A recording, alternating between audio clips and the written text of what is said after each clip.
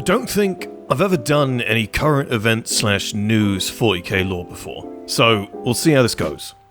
Captain Acheran being dead is not something I've got a problem with at all, to be honest. I'd be lying if I said I didn't see it coming. There's been enough memes and messages about it in the Astartes Anonymous Discord server over the last year that the idea of Acheran biting it was hardly ever going to be a surprise to anyone. The only real question was ever going to be how. And I suppose being unceremoniously slapped up by gene stealers in a Warhammer community article is as good a way as any. I mean, it's not exactly a narrative last stand, but it's certainly better than being forgotten about in a new codex entry, the woeful fate of many a named space marine. And whilst I do have some beef with them unceremoniously blasting Chiron, which I'll get into in a minute, I think killing off Acheran is fine. A lot of people don't know this, but he's had lore since 8th edition and has technically been represented on the tabletop since 2017, with appearances in a bunch of campaign books and such. All of which I'm going to go over in a video that Moots and I had been planning for months dedicated to Acheran. Certainly grateful we held off on releasing it. Would have been real awkward to drop that just before he died. It's similar to what we had with the Saturnine Dreadnought getting released only a month or two after our All Dreadnoughts video, and the Steel Confessors getting some ancient lore confirmed about a week after we dropped our All Iron Hands Successors video, successfully making me look like an idiot. All this is to say, I don't mind Acheran dying because, despite being a relatively short-lived character, he did get a full arc, character development, and relevancy in notable campaigns. Hell, he's probably been in roughly about as many named events as Tybros the Red Wake at this time, which is far more than most Space Marine commanders ever get. Maybe I'll do that when we do the Acheran video. I'll actually put a little thing side by side for anyone who watched this video to compare the numbers. Now, Chiron. Why do I think Chiron dying isn't great? Well, it's not necessarily that he's dead, more that he's kind of been abruptly replaced. We had this wonderful trio in Space Marine 2 of Titus, Gadriel, and Chiron, and it seems like, following the success of the Warhammer 40k secret level episode, Chiron has been replaced by Mataris, based on what surely must have been something a bean counter rather than a writer concluded to make more sense. I'd be willing to bet that this trio model set originally had Chiron in as the veteran character, but here's the thing. I don't even necessarily have a problem with them exchanging Chiron for the Amazon TV show Space Marine, you know? Mataris is actually a pretty cool character. Granted, he doesn't have anywhere near the narrative depth as Chiron, which admittedly wasn't all that much anyway, but Mataris is still pretty cool, right? He's got this wonderfully unique take on a Blade Guard veteran sergeant design, inasmuch as he's got this lovely, unique, but not over the top, power axe that we see in the secret level animation. So he does have a visual element to make him a unique character. God knows in the era of Primaris Space Marines that having a special weapon choice is more than enough to make a Space Marine stand out from the crowd as someone special that we should care about. So it's nice that... Wait a minute. They literally stripped him of his one unique visual element, translating him to a model. So now he's just what? John Bladeguard veteran. This is kinda why I feel like he's been chucked in here to replace Chiron, who may have originally been planned for this release. Like, he's straight up just the original Bladeguard sergeant with some copy and paste ultramarine symbols and wreaths, embedded into a few places. Like, they didn't even bother to produce his unique axe. It's such a waste. It would have been so cool to have a named Ultramarine with an axe again.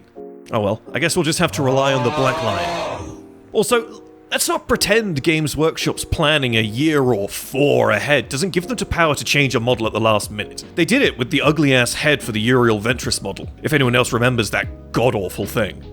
I think if they wanted to give Mataris his iconic axe instead of an Ultramarine trademark power sword, they could. There's nothing stopping them. My biggest worry about this upcoming release, though, is actually less to do with the models, and instead to do with this 500 Worlds narrative. You see, having Titus, the second company captain of the Ultramarines, being tasked with reinforcing, securing whatever the 500 Worlds of Ultramar, it seems a little redundant to me. I mean, don't get me wrong. I'm all for a new Ultramarine-based narrative, where Titus faces off against a new Necron character with cool lore who's theorized to be the originator of the Necron Destroyer virus. That's cool, I like that. I know no one who doesn't like that. However, this role and objective is already being undertaken. by the Tetrarch of Ultramar, the Ultramarine Decimus Felix, the Lord of Vespertor, or at the very least, Decimus Felix and the 3 other Tetrarchs. Dark Imperium 2017, Belisarius Call 2019, and Godblight 2021, all novels released after the Primarisification of Warhammer 40k, all talk about the Shield chapters of Ultramar, and how there are 10 whole chapters whose primary function is to do what Titus and the Ultramarine Second Company are about to do. The Ultramarines themselves, the Silver Skulls, the Doom Eagles, the Nova Marines, Sons of Arah, Sires of the Emperor, Praetors of Ultramar, Avenging Sons, Aquilan Brotherhood, and the Reborn. These chapters, by decree of Rabute Guilliman, are tasked wholly with the protection and security of the realm of Ultramar itself. And whilst of course Titus is an Ultramarine and the Ultramarines are undertaking this task as one of the Shield chapters, it seems markedly redundant to make a big song and dance about how he is leading this. Decimus Felix has a champion in his retinue from each of these chapters to help him in that undertaking. I don't really comprehend what it is that Titus could possibly be doing that isn't already well within the remit of Decimus Felix, one of the other Tetrarchs of Ultramar, or just the Shield chapters in general. Now, you might be looking at this and thinking, hold up, Tom, Games Workshop's only getting started, they haven't dropped the book yet. To which I would say, you'll have to forgive me. Jebediah Workshop is very good at forgetting his own lore, even the recent stuff. However, there are a few things they could do to make this work and not be weird or just kind of bleh. It is well within Rabute Guilliman's power to make Titus one of the 4 Tetrarchs. Of course, this would mean one of the other 3 Tetrarchs would have to die, or Decimus Felix himself. Those other Tetrarchs are Agamemnon from the Ultramarines' First Company, the Second Company Captain of the Genesis chapter Portan, or Captain Balthus of the Doom Eagles. It's kind of funny how another Space Marine commander has to die for him to have this role. But if he were a Tetrarch of Ultramar, then his purpose would ultimately be the same as Decimus Felix's, and instead of being characterized as stepping on each other's toes, it would seem more like Titus and Felix are working together. Similarly, somewhere in the 500 Worlds text that's to be released, they can simply mention that Titus and the Second Company is being commandeered by/directed under the orders of Decimus Felix or one of the other Tetrarchs. You know, as opposed to Rabute Guilliman, which the new trailer doesn't confirm, but heavily infers? And to those saying, well, he's been ordered by the Primarch, isn't that good enough? Like, yeah, I guess. If you don't mind 3 recent books worth of lore about the current era Tetrarchs of Ultramar, Decimus Felix, and the Shield chapters suddenly becoming redundant. These things, and Titus, they can work together, but Games Workshop needs to make sure they represent them as working together. All too often, GW have released books and novels, stories, and indexes about one topic, completely forgetting that another topic, regardless of how recent it is actually connected to that original topic. And I'm really worried that this 500 Worlds narrative is just going to be another example of that.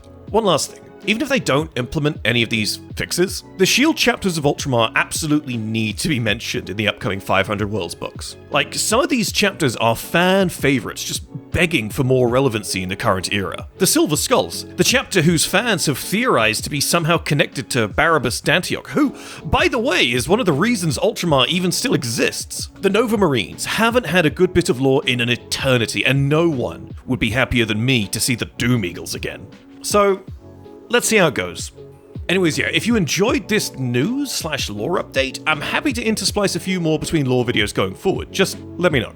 And if I have absolutely dog-end takes and you don't want me to do this ever again, that's fine. At least I can say I gave it a go. Alright, we'll see you next time. Also, did anybody else notice the moment we got another prominent black Ultramarine, our previous one died? Do they follow Highlander rules or something? Can there really only be one? Do we need to worry about Ferran Arios? Is he gonna die?